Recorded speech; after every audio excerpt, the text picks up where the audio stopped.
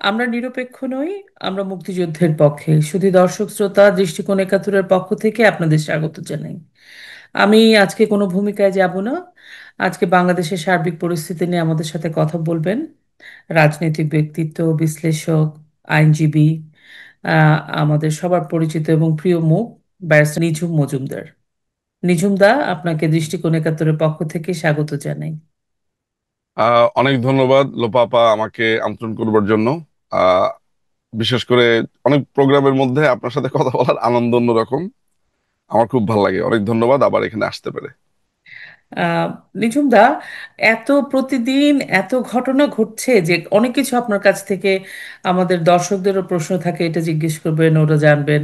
কোনটা ছেড়ে যে কোনটা বলবো বুঝতে পারি না, র্যাপ আপ করাই কঠিন অবস্থা হয়ে গেছে। হয়তো কথা বলছি, এখনো বাংলাদেশে হয়তো কিছু ঘটে যাচ্ছে।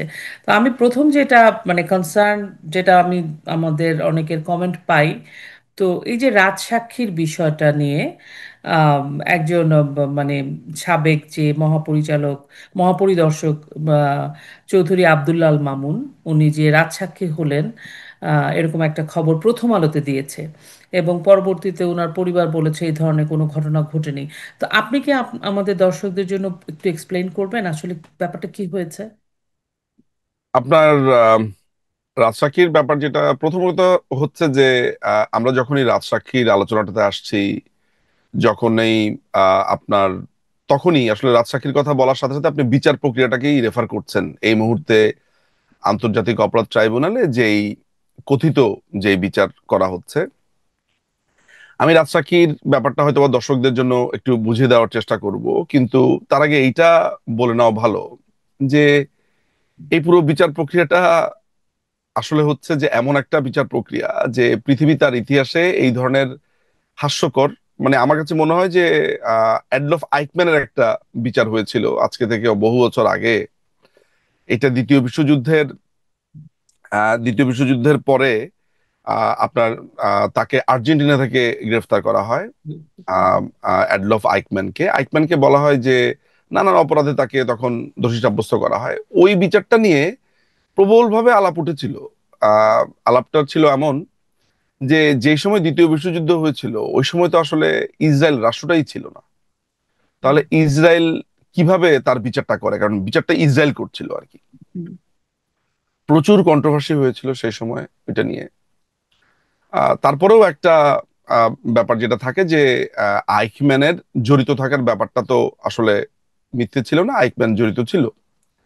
কিন্তু আমি যদি শুধু বিচার প্রক্রিয়াটার কথা ধরি তাহলে যে কন্ট্রোভার্সির কথা আমি বলবো সেটা হচ্ছে যে মাননীয় প্রধানমন্ত্রীর কে টার্গেট করে বা আওয়ামী লীগের নেতৃবৃন্দকে টার্গেট করে যে বিচারটা হচ্ছে, এটা অনেকটা ওই ধরনের কন্ট্রোভার্সিয়াল যে এদের কোনো এখতিয়ারই নেই।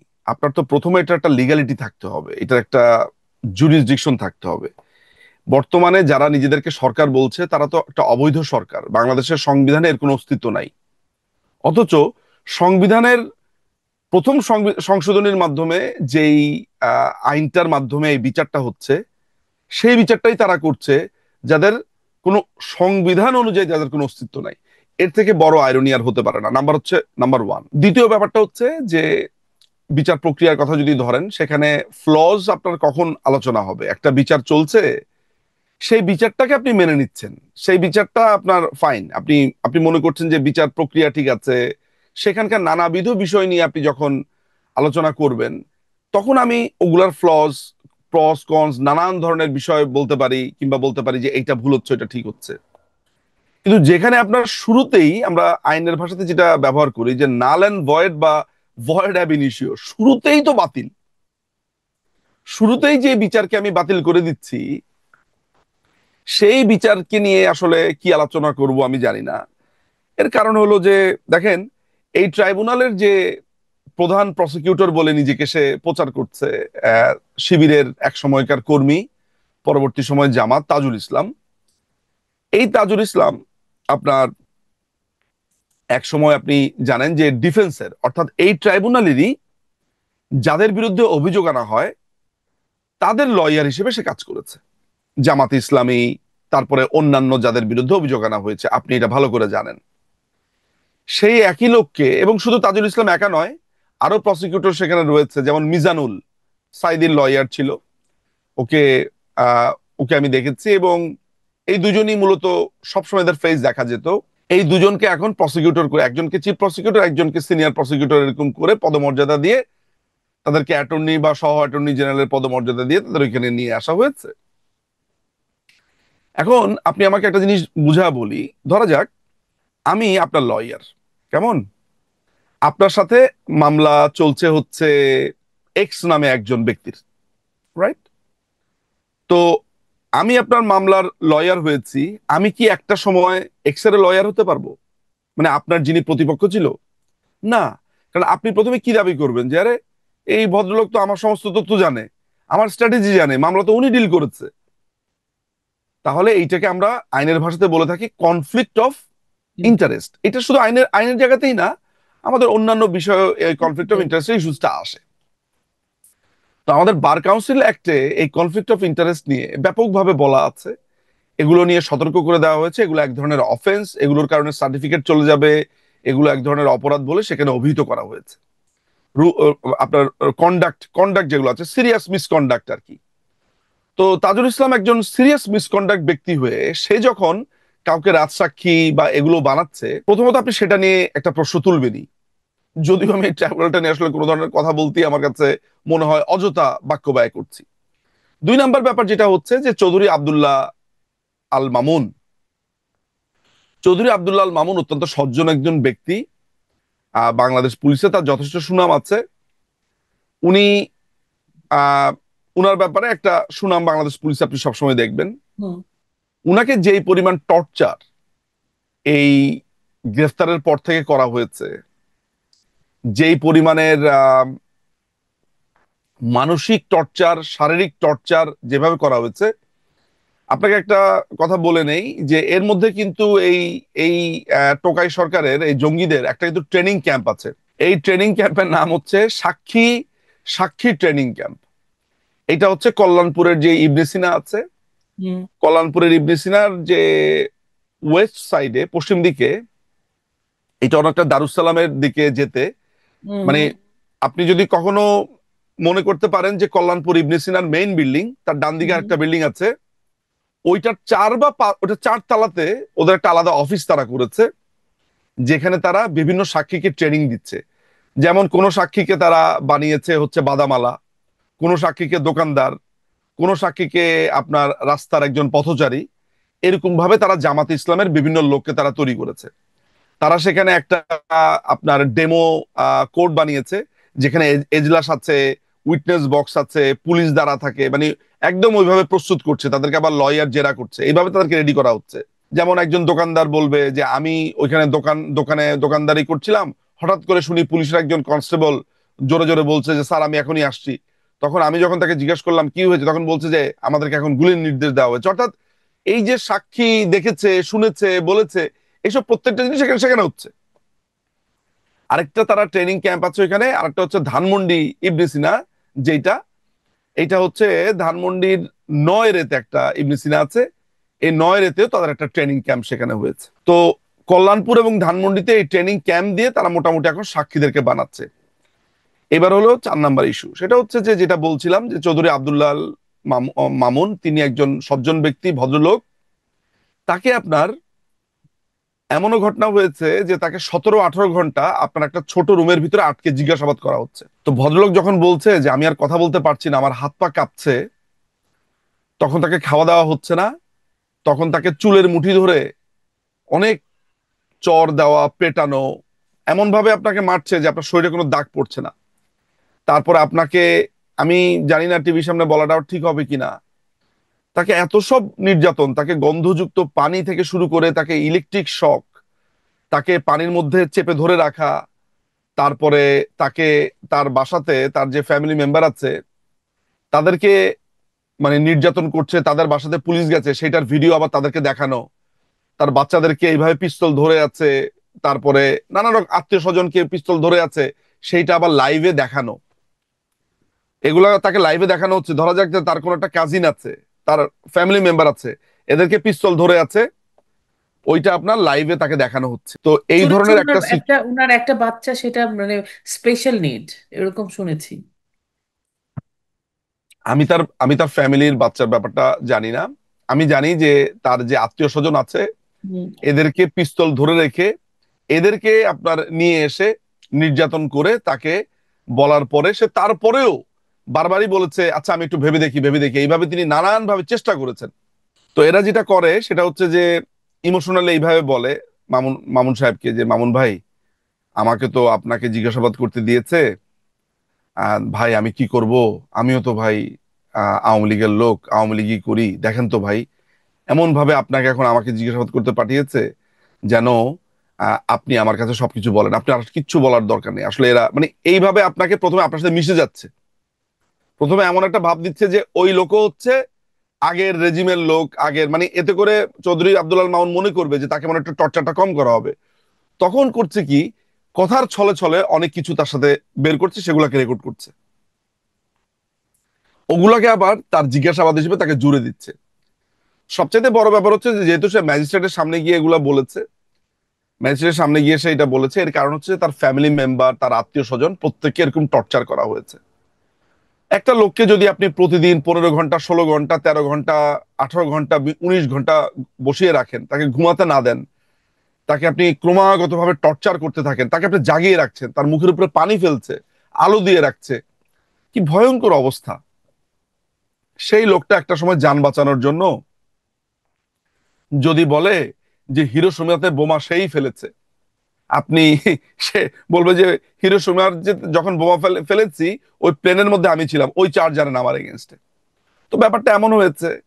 ফলে চৌধুরী আব্দুল্লাহ আল মামুন কি বলবে, কি সাক্ষী দিবে, এইটা আসলে আমাদের মনে হয় খুব বেশি কিছু আসে যায় না। কারণ এরা এই বিচারকে শুরুতেই বলছে যে মাননীয় প্রধানমন্ত্রীর ফাঁসি তারা নিশ্চিত করতে চায়।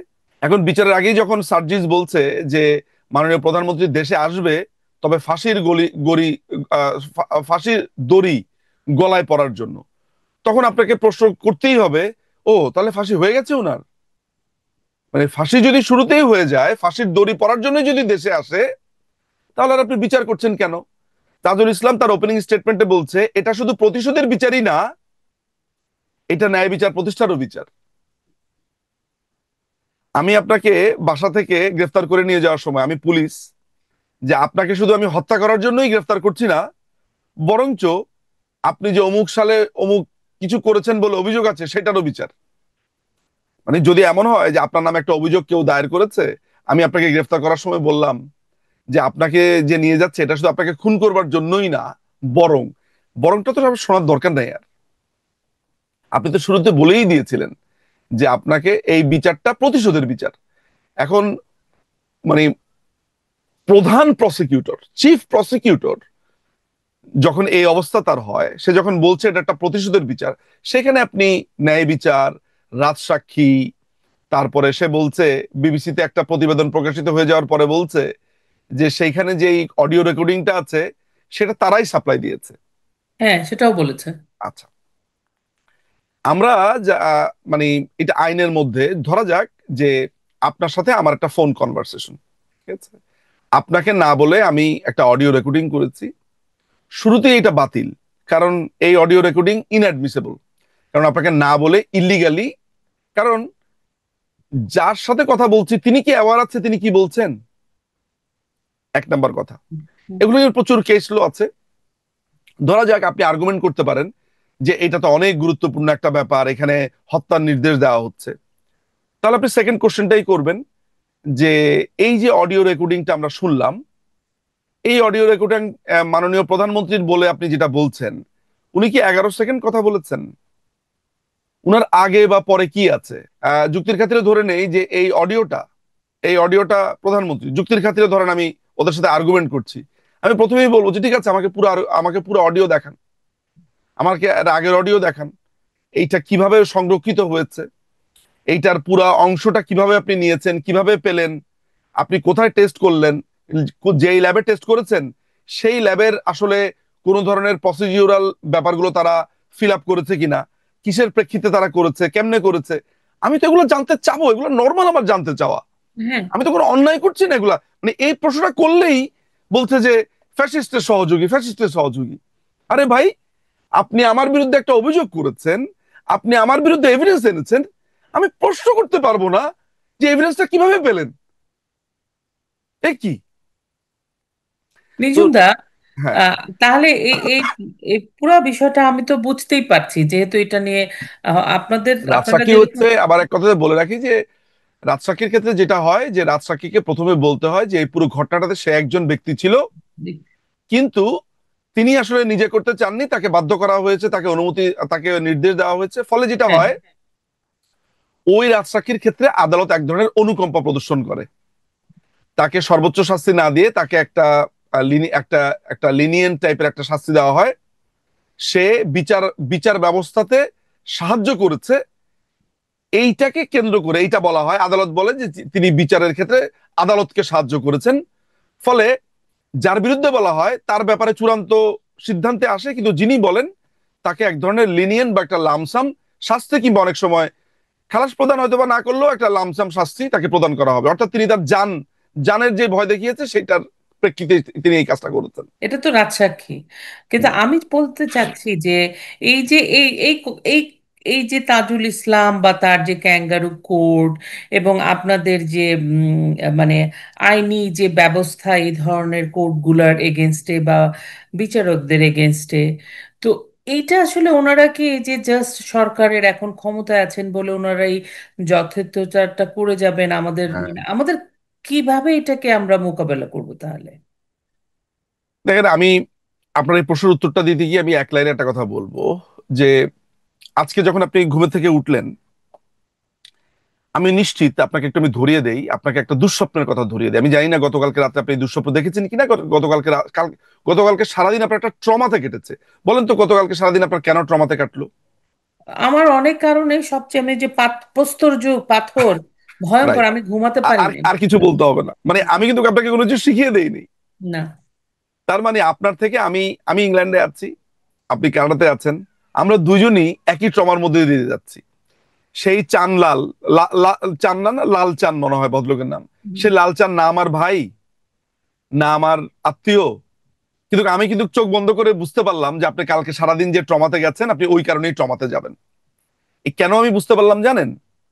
কারণ আমরা খুবই সাধারণ মানুষ, আমাদের আবেগ অনুভূতি অত্যন্ত সাধারণ। আমরা বুঝতে পারি যে এই ঘটনাটা আমাদের জীবনে বা আমাদের জীবদ্দশাতে কোনোদিন আমরা দেখিনি।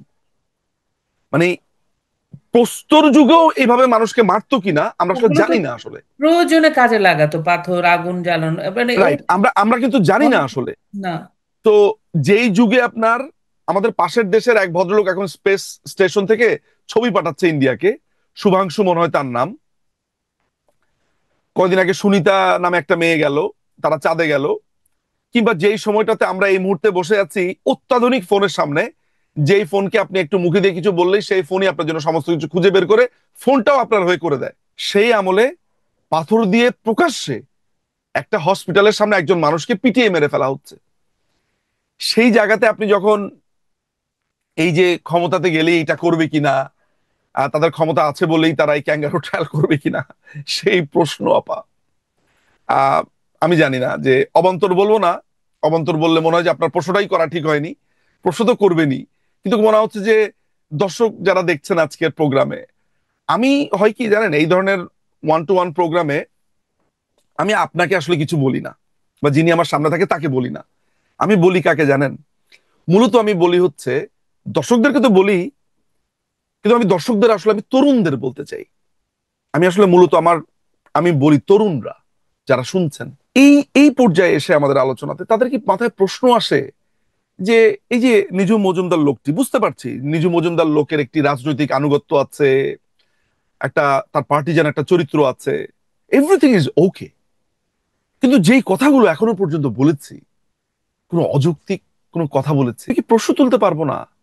বা যে এই যে রক্তের একটা লীলাভূমি, এই যে মৃত্যু উপত্যকা, এটা কি আমার স্বদেশ? এটাই কি আমার দেশ? এটাই কি আমার মুক্তিযুদ্ধ? যেখানে বলা হচ্ছে, কালকে দেখলাম ভাষণ দিচ্ছে এক ছেলে যে মুক্তিযোদ্ধারা হচ্ছে খারেজি। সো অনেকেই খারেজি শব্দটার মানে জানে না আসলে, এটা আরেক ধর্মীয় ইতিহাস। মুক্তিযোদ্ধারা আসলে বাতিল, সোজা কথা হচ্ছে বাতিল হয়ে গেছে, প্রকাশ্যে বলছে। আরেক হুজুর বলছে যে মুক্তিযুদ্ধ নিয়ে কথা বললে এদেরকে এখন আইনের আওতায় আনতে হবে, প্রকাশ্যে এই আমির হামজা বলছে। তারপরে যে অ্যান্টার্কটিক হুজুর নামে একটা হুজুর আছে, যে বলেছিল পৃথিবীর নিচে এরকম অনেকগুলো অ্যান্টার্কটিকা আছে, সেই লোকটি বলছে যে আপনারা মুক্তিযুদ্ধ নিয়ে কথা বলেন কেন? আপনারা এই সামনে 2024-এর এত বড় ঘটনা হয়ে গেল, সেটা নিয়ে কথা বলতে পারেন না? মুক্তিযুদ্ধ নিয়ে যারা কথা বলবে তারা সবই রয়ের দালাল। আরেকটা তথ্য আপনাকে দেই এই প্রসঙ্গেই, চৌধুরী আব্দুল্লাহ মামুন বা বিচার প্রক্রিয়া নিয়ে। মাননীয় প্রধানমন্ত্রীর আইনজীবী আমরা নিয়োগ করতে চেয়েছিলাম, বাংলাদেশে যারা স্বনামধন্য আইনজীবী আছে তাদেরকে। আপা, তাদের বাসার আশেপাশে পুলিশ, ডিবির লোক তাদেরকে ফোন করে কি যে থ্রেট! আপনার কি মনে হয় না যে বাংলাদেশে এটা কি বিশ্বাসযোগ্য যে বাংলাদেশে মাননীয় প্রধানমন্ত্রীর পক্ষে একজন লয়ার দাঁড়ায় না? গভর্নমেন্ট আইনজীবী নিয়োগ দিল। গভর্নমেন্ট কেন, বাংলাদেশে কি আওয়ামী লীগের পক্ষে দাঁড়ানোর কোনো লয়ার নাই? আপনিও ভালোভাবে বোঝেন। লক্ষ লক্ষ লয়ার এসে দাঁড়াবে ওইখানে, মানে আইনজীবীর জন্য আপনি জায়গা দিতে পারবেন না কাউকে। তারা কেউই ভয়ে, কারণ যদি কেউ এসে দাঁড়ায় তার নামে মামলা হয়ে যাবে, মার্ডার মামলা হয়ে যাবে। আচ্ছা, তো টিটুকে নিয়োগ দিল। টিটু করেছে কি, 5 তারিখে সে লিখেছে যে, এভাবে লিখেছে যে মাননীয় প্রধানমন্ত্রী, মানে নোংরা ভাবে তার নামটা উচ্চারণ করে বলেছে তার বিচার, তার ফাঁসি চাই। যেই লয়ার মাননীয় প্রধানমন্ত্রীর ফাঁসি চেয়েছেন তাকে আপনার আইনজীবী নিয়োগ দিয়েছে। তো আমার মনে আছে টরন্টোতে আমি যখন আসলাম, 17 তারিখে আসলাম, তো 18 তারিখে আমি একটা ভিডিও বানালাম। আমি জানি না ওই ভিডিওর কারণেই কিনা অনেকেই এটা নিয়ে আলাপ করছিল, অনেকেই আমাদের সম্মিলিত সবার কারণেই এই আইনজীবীকে বাদ দিয়ে দেওয়া হলো। এখন পাবলিকলি যেহেতু এটা চলে গেছে, এটা নিয়ে হাসাহাসি হচ্ছে। এরপরে আমির হোসেন নামে এক লোককে নিয়োগ দেওয়া হয়েছে। তো আমার এক বন্ধু ফোন করে আমাকে বলছে যে নিজুম, না, নিজুম ভাই, আমরা ভাই ভাই সম্পর্ক আমাদের, কিন্তু আমরা বন্ধু, আমাকে বলছে নিজুম ভাই, এই যে আহ, যাকে নিয়োগ দেওয়া হয়েছে আমির হোসেন, এই লোক না পেনাল কোড শব্দটা বলতে পারে না। এই লোক বলা হচ্ছে পেলাল কোড। তো ওকে ওর মানে ওকে বলে কি এই পেলাল কোডের এত নম্বর ধারা।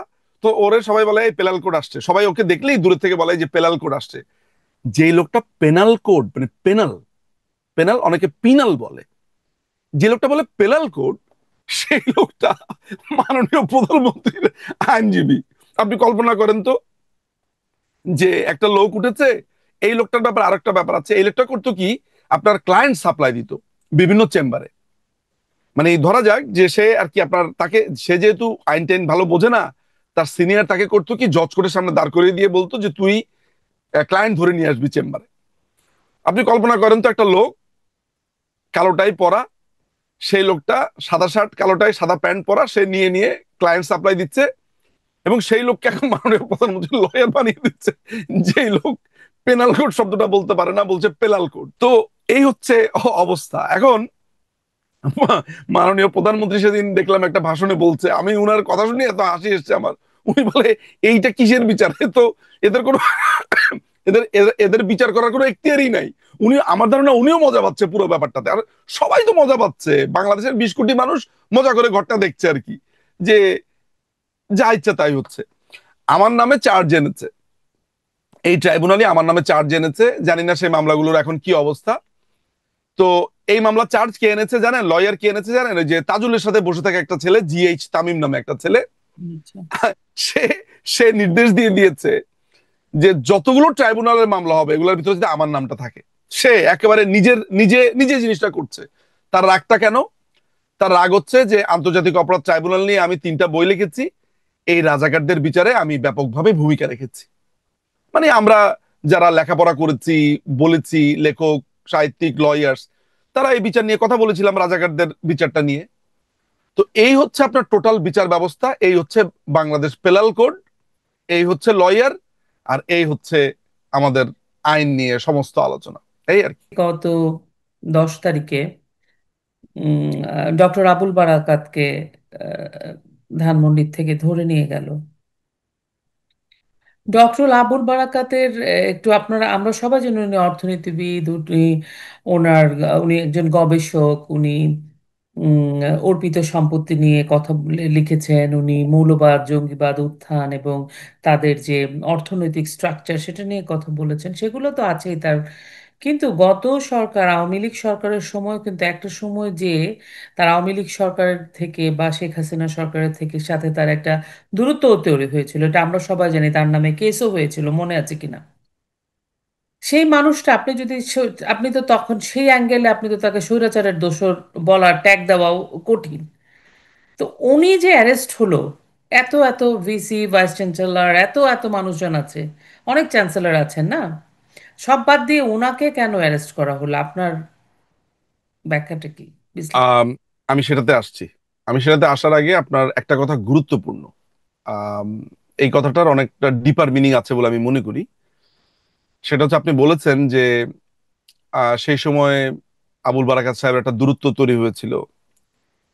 এটা একটা স্যাম্পল না, অনেকগুলো স্যাম্পল আছে যে যেখানে বাংলাদেশের অনেক ব্যক্তি যারা মনে প্রাণে মুক্তিযুদ্ধকে ধারণ করেন, হ্যাঁ।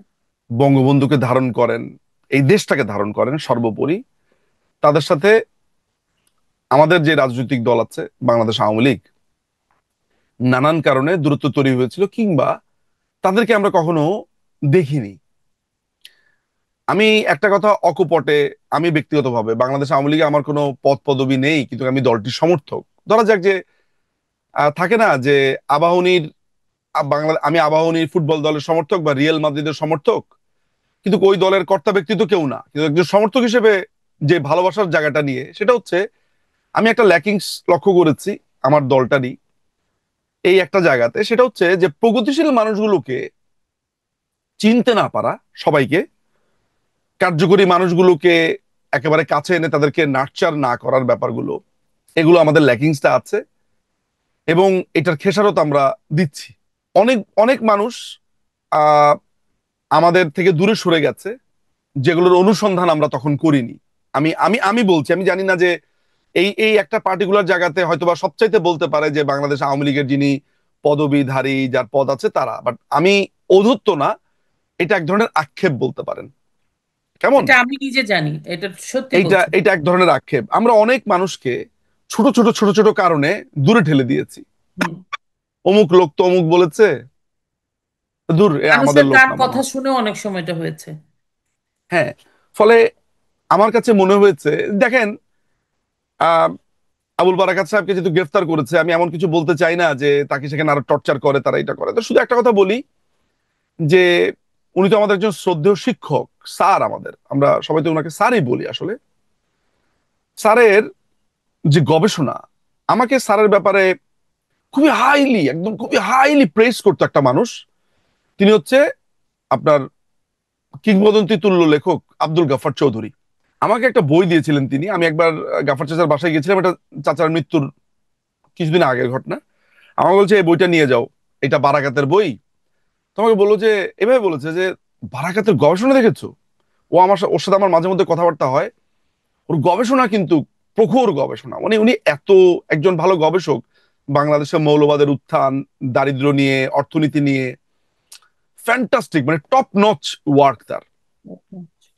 আজকে যখন আপনার মনে করেন, আমি সত্যি কথা, সলিমুল্লাহ খানকে যখন দেখি যে আওয়ামী লীগের এগেনস্টে বলছে, আমি তখন আমার মাথার ভিতরে অ্যান্টেনা কাজ করতে থাকে, আচ্ছা এই লোক তো একসময় ফরাদ মজহারকে নিয়ে বিরুদ্ধে কথা বলতো, এই লোককে, এই লোকের হঠাৎ করে হলো কি? তারপরে অমুক লোক তো আমাদের ছিল, এই লোক আমাদের বিরুদ্ধে বলছে কেন? এই যে অনেককেই আমরা আমাদের, মানে আমার কাছে মনে হয় যে, কারণ বাংলাদেশের মানুষের ব্যাপারটা কি, আমি আপনাকে একটা কথা বলি, এইটা আবার একটা দুঃখের একটা ব্যাপার। ধরা যাক, আমি আপনাকে উদাহরণ দিয়ে বলি, ধরা যাক যে আমাকে যদি খোদ প্রধানমন্ত্রী এসে কখনো বলে যে তোমাকে আর আওয়ামী লীগের পক্ষে কোনো কথা বলতে হবে না, তোমাকে, তুমি আর আওয়ামী লীগ নিয়ে কোনো কথা বলবা না, তুমি আর বঙ্গবন্ধু নিয়ে কোনো কথা বলবা না, ধরা যাক মাননীয় প্রধানমন্ত্রী আমাকে বললেন, আমি কি করব জানেন? আমি অনেক কষ্ট কষ্ট পাবো, কিন্তু আমি আমার আইডি হাইড করে আমি দলের পক্ষে কথা বলবো। মানে ব্যাপারটা এমন যে কেউ এসে যদি বলে যে আমার আমার ছেলে, ধর আমার ছেলে বা মেয়ে যদি বলে যে তোমার ছেলেকে ভবিষ্যতে আর তুমি কখনো তাদেরকে কাছে আসতে পারবা না, ভালোবাসতে পারবা না, ছেলে বলে পরিচয় দিবা না, যদি দাও তাহলে ছেলেদেরকে বা মেয়েদেরকে মেরে ফেলবো। ধরেন আমি ভয় পেলাম, কিন্তু আমি কি আমার সন্তানদেরকে ভালোবাসা বন্ধ করব? আমি কি অন্য দলে চলে যাব? আমাকে খোদ প্রধানমন্ত্রী কিংবা বঙ্গবন্ধু বেঁচে থেকেও যদি বলতেন যে এই তুই আমার আর ভক্ত থাকবি না আজকে থেকে, আমি তারপরেও তার ভক্ত, আমি তারপরেও প্রধানমন্ত্রীর ভক্ত, আমি তারপরেও আওয়ামী লীগের ভক্ত থাকবো। এই এইটা কিন্তু আমার কোনো ব্যক্তির প্রতি ব্যক্তি না, মানে এটা হচ্ছে যে আমার যে ভালো লাগা ভালোবাসা দেশের প্রতি। কারণ আমি জানি যে মুক্তিযুদ্ধের অপর নাম আওয়ামী লীগ, মুক্তিযুদ্ধের অপর বাংলাদেশের মুক্তিযুদ্ধের অপর নাম অর্থাৎ মুক্তিযুদ্ধের স্ট্রাগলের, মুক্তিযুদ্ধের সংগ্রামের অপর নাম আওয়ামী লীগ, কারণ এই সংগ্রামের সাথে তো আওয়ামী লীগ জড়িত, এই দেশের সাথে জড়িত। ফলে আমি আমার আইডি লুকিয়েও এখন এইটা তো আমি সলিমুল্লাহ খানকেও আবার কল্পনা করতে পারি না, হয়তো বা অনেকের অনেক ধরনের ব্যাপার থাকে, একটু সম্পর্ক খারাপ হলেই সে দল দল পাল্টে ফেলে। কিন্তু আমার আনুগত্য বা আমাদের মতো এরকম আনুগত্যের লোক তো সংখ্যা, সবাইকে আমরা এরকম কল্পনাই বা করবো কেন? সবাই তো আর এটা হবে না, তাই না? সবাই যেটা করবে দুঃখ পায়, দুঃখ পেয়ে সে দল চেঞ্জ করে, কেউ এক একজনের রিয়াকশন প্রক্রিয়া এক এক রকম। কেউ দুঃখ পেয়ে আমার মতো ভিন্ন নাম দিয়ে ক্যাম্পেইন করবে, কেউ দুঃখ পেয়ে চুপ হয়ে যাবে, কেউ দুঃখ পেয়ে দলের বিরুদ্ধে যাবে না কিন্তু আর কথা বলবে না, কেউ আবার দুঃখ পেয়ে দলের বিরুদ্ধে নামবে। তো মুদ্রা কথাটা হচ্ছে যে আমরা অনেক ব্যক্তিকে আমাদের সার্কেলে রাখতে ব্যর্থ হয়েছি। আমি একজন এক- সমর্থক হিসেবে, বাংলাদেশ আওয়ামী লীগের একজন সমর্থক হিসেবে এই কথাটা আমি হলফ করে বলতে পারি। আবুল বারাকাত স্যারের যে ব্যাপারটা যেটা হয়েছে, আবুল বারাকাত স্যারকে তারা এক ধরনের থ্রেট মনে করে। আবুল বারাকাত স্যারকে মনে করে যেমন আপনি আবুল বারাকাত স্যারের সাথে প্যারালালি আরেকটা মানুষের কথা আনতে পারেন, তাহলে আপনি বুঝে ফেলবেন ঘটনাটা কি। ব্যারিস্টার সুমন ভাইকে আটকে রাখার কারণ কি? বাংলাদেশের প্রত্যেকটা মানুষ দলমত নির্বিশেষে ব্যারিস্টার সুমনের একটা আপনার স্থান আছে না? আছে, তরুণ প্রজন্মের কাছেও আছে, খেলাধুলা। ব্যারিস্টার সুমনকে ছাড়লে, ব্যারিস্টার সুমন যখন কথা বলা শুরু করবে, তখন এই জিনিসটা ওদের জন্য কি হয়ে যাবে, ডিজাস্টার হবে না? তাই তো, মানে ওরা এটা মনে করে, আমি জানি ভেতরের কাহিনী এইটাই। একই ব্যাপার, এই ধরনের মেধাবী মানুষগুলোকে আটকে রাখা মানে হচ্ছে যে আপনি এক একটা উইংকে দুর্বল করে দেওয়া। বারাকাত স্যারকে ছেড়ে রাখার মানে হচ্ছে কি, যে এই লোকটার গবেষণা ওনারা জানে, টপ নচ লোকগুলোকে তো চেনে, চেনে না? দেখবেন যে এই সরকারের যারা যারা শত্রু হয়েছে, যারা হচ্ছে মোস্ট ওয়ান্টেড, বুঝে নেবেন যে তারাই কোনো না কোনো কারণে কার্যকর। আমাদের দলে এরকম অনেকেই আছে যাদেরকে আমরা এখন অনেকে বলি যে ভাই আপনার সামনে আসার দরকার নাই, আপনি পেছন দিকেই কাজ করেন, কারণ সামনে আসলে বিপদ। কারণ আমাদের তো দরকার নাই তার ফেসটা দেখে তাকে বিপদে ফেলানো। আপনি ব্যাপারটা বুঝতে পারছেন? তো বারাকাত স্যারের ব্যাপারটা এমন। এবং ওই ওই প্রস্তর যুগে তাকে কেন গ্রেফতার করলো, এই প্রস্তর যুগে সেটা নিয়ে দয়া করে প্রশ্ন করেন না। কিন্তু আমি তার ক্রেডিবিলিটির ব্যাপারটা নিয়ে আলোচনা করলাম, তাকে কেন গ্রেফতার করেছে। এটা কালকে আপনাকেও গ্রেফতার করতে পারে, আপনাকে গ্রেফতার খুনের মামলা দিয়ে দরকার নেই। আপনার নামে চার্জ আনা যেতে পারে যে আপনি হিরোশিমাতে বোম ফেলেছেন কিংবা গান্ধীর ছাগল চুরি করেছেন, আপনার নামে ইজিলি চার্জ আনা যায়, আপনার বিচারও হয়ে যেতে পারে। সো ওই বিচার নিয়ে আপনি চিন্তা করবেন না এখন। শুধু দর্শক শ্রোতা, আশা করি নিঝুমদার কথা আপনাদের ভাল লাগলো। আর নিশ্চয়ই আমরা আবার ওনার সাথে কথা বলবো। আমরা তো সবসময় আশা করি যে পরিস্থিতি একটু ভালো হবে, কবে হবে বুঝতে পারছি না। আপনারা সবাই ভালো থাকবেন, প্রতিবেশীর দিকে খেয়াল রাখবেন। সবচেয়ে বড় কথা হচ্ছে চলুন আমরা দেশটাকে ভালোবাসি। মুক্তিযুদ্ধ, স্বাধীনতা, বঙ্গবন্ধু, একাত্তর, সংবিধান এগুলো যদি টিকে থাকে, আমরা টিকে থাকবো, প্রগতিশীল রাষ্ট্রটি টিকে থাকবে। আপনাদের শুভকামনায়। জয় বাংলা, জয় বঙ্গবন্ধু।